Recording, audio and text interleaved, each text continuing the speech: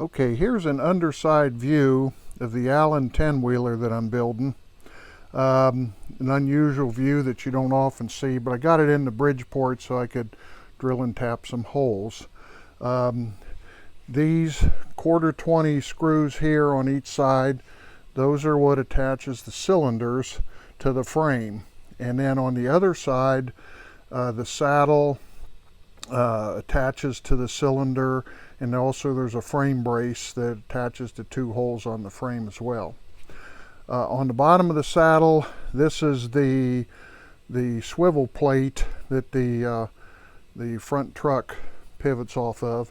I'm probably going to have to take some height off this. I left it tall until I know what I need to do.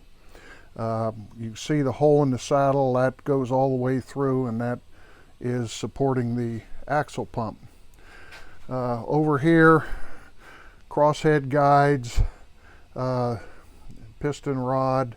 It's got it loose right now, but this is the crosshead you can see moving here, and then the motion plate, a little hard to see, but it's, you know, that's the top side of it, and then it clears, goes around and clears the crosshead, and then got a couple of angles that are drilled and tapped 632s into the crosshead guide, and then this little cast iron brace here supports it crossways to give it some strength.